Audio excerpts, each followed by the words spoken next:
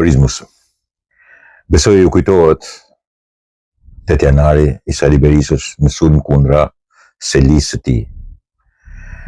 Asaj Seli të cilën e kishte kundërshtari i tij tashmë politik, Lulzim Basha, megjithëse rrithte mas një uniformiteti ligjor të cili përcaktonte se kush do të kishte Selin, kush do të kishte vulën. Megjithatë Sali Berisha përdori formën e tij të vetme që di, në historinë e bolshevizmit shqiptar, dhe kjo histori e bolshevizmit shqiptar kulmin nuk e ka thjesht në mbrojtjen e tij dhe vrasjen në bulevard të katër personave të pafajshëm. E ka në sulmin që i bën, as sulmin që i bën kryeministrisë. Disa herë, as në 14 shtatorin në grushtin e shtetit. E ka në sulmin që i bën dhe Selis vet. Sulmi i cili sigurisht faji vetëm ishte si kishin blinduar, Lulzim Basha kishte blinduar dyert, sepse parashikonte që t'i bëhesh një sulm i tillë. Dhe normalisht e përdori. Fol bolsheviku më i madh që ka njohur ndonjëherë historinë shqiptare dhe që quhet Sali Berisha, me 8 janar sulmoi Selin e vet, partisë vet, duke ju treguar të gjithëve që kur unë sulmoj Selin e partisë time, asaj partie që e quan veten themelues të asaj partie, dhe që është pronar sot i asaj, pronari legjitim i asaj partie, e sulmoj me anë të forcës, me anë dhunës. Dhe normalisht ju i keni parë pamjet, dhe këto pamje t'japin për të kuptuar qartë dhe mirë mentalitetin e asaj partie, mentalitetin e kryetarit partisë, mentalitetin e atyre që ishin brenda dhe atyre që ishin jashtë, për plasjen e jashtëzakonshme dhe të dhunshme të dy palëve të cilët pretendonin të njëjtin pushtet. Brenda për brenda një shoqërie vullnetare politike siç është një parti.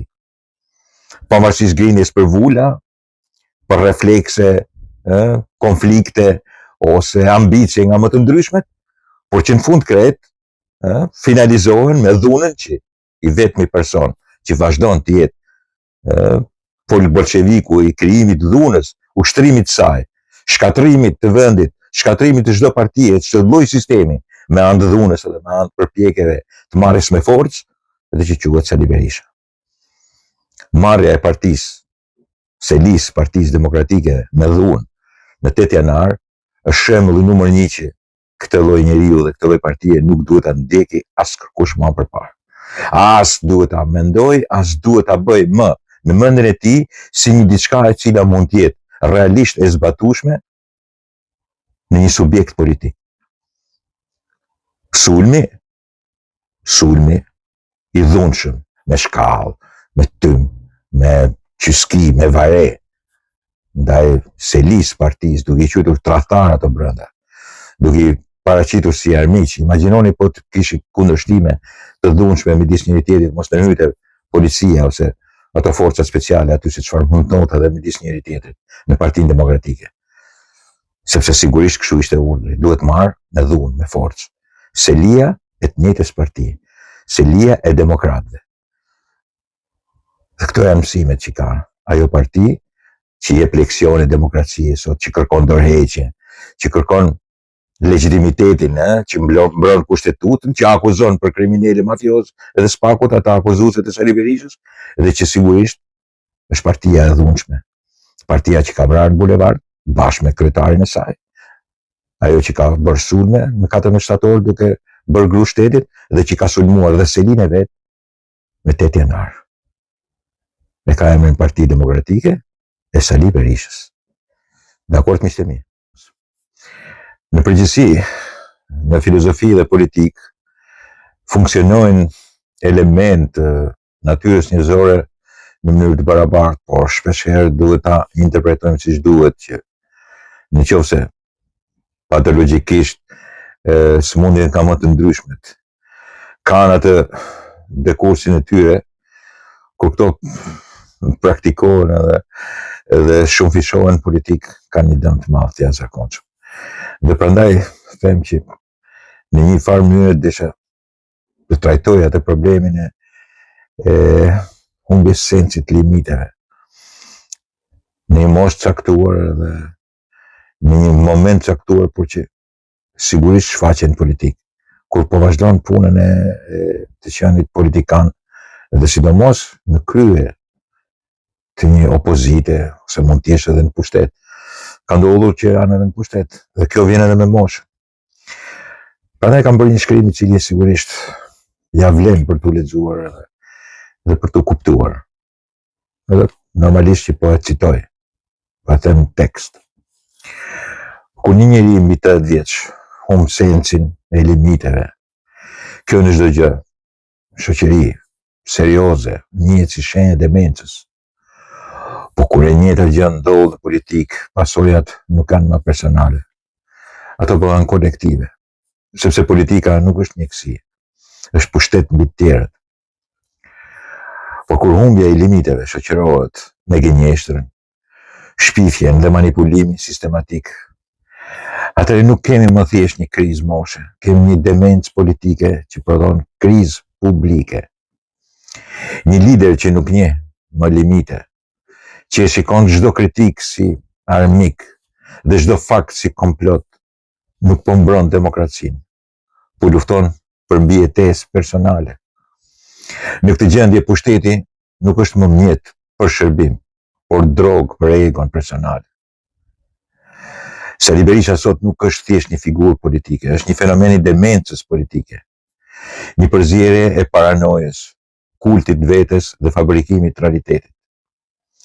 Ai nuk kërkon më të fitojë zgjedhje, kërkon të shkatërrojë çdo limit që e pengon.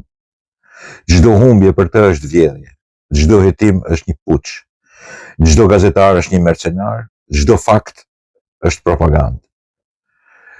Kjo nuk është opozitë, ky është radikalizim i një pushteti të humbur që nuk pranon limite. Dhe për këtë arsye problemi Sali Berisha nuk është më çështja e një partie, është çështja e higjienës së demokracisë shqiptare. Sepse kur një njeri me demencë politike nuk njeh më limite dhe një shoqëri e toleron, atëherë nuk kemi më pluralizëm, kemi pengëmarrje politike. Dhe kjo situatë ka një emër. Dhe ky emër është Sali Berisha. Dakord, miqtë mi? Prizmës.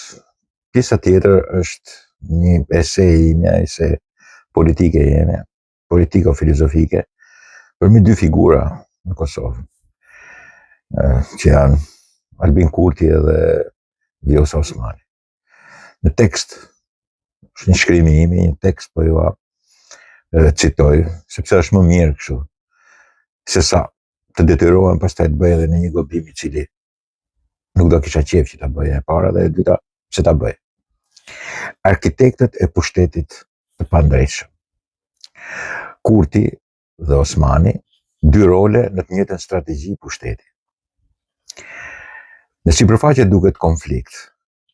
Kurti si kryeministër dominues, Osmani si presidente e tensionuar me të.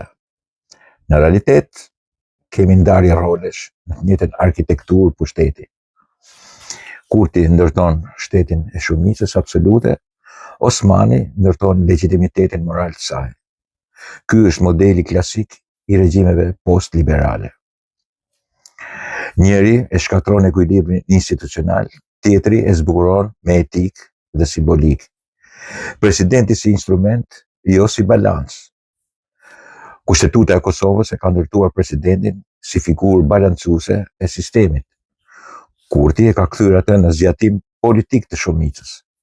Vjosa Osmani nuk po lufton për institucionin, po lufton për vendin e saj në arkitekturën e pushtetit Kurtit. Prandaj, nuk kërkon konsensus, nuk kërkon legitimitet pluralist, kërkon garanci politike nga Kurti. Kjo është arsye pse ajo nuk negocion me PDK-n, LDK-n, negocion vetëm me Kurtin. Teoria e lojës së dy bashkëpunëtorëve, në teorinë e lojës Kurtit, aktorët nuk janë vetëvendosja, opozita, presidenti. Aktorët real janë Kurti, Osmani, elektorati emocional. Opozita është thjesht mjedisi ku loja zhvillohet. Kurti kërcënon me zgjedhje, Osmani kërcënon me prishje koalicioni. Të dy e dinë se sa më shumë krizë, aq më shumë vota për vetëvendosjes për të guxuar. Kriza është burim pushteti, jo rrezik për pushtetin. Pse Osmani të liverdis rrezimi i rendit kushtetues? Nëse presidenti nuk zgjidhet, ku vendi shpërndahet, vendi shkon në zgjedhje, kemi një kryeminist në detyrë Kurtin, kryetari i kuvendit si ushtrues presidenti nga vetëvendosja. Kjo krijon pushtet total të një force të vetme, pa kontroll institucional real. Osmani e di që në një sistem normal kjo mund të humbas. Një sistem krize e rindërtohet si simbol. Pse Kurti e do Osmanin, por jo si presidentet pavarur. Kurti e do Osmanin si institucion, e do si ikon të legitimitetit moral.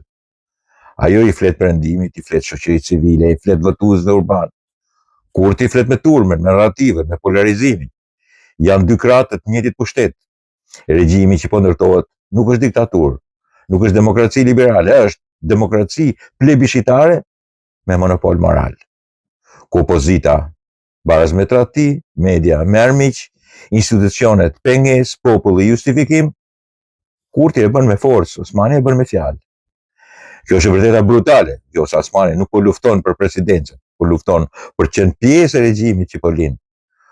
Kurti nuk po e përdor Osmanin, po e përfshin në arkitekturën e pushtetit absolut.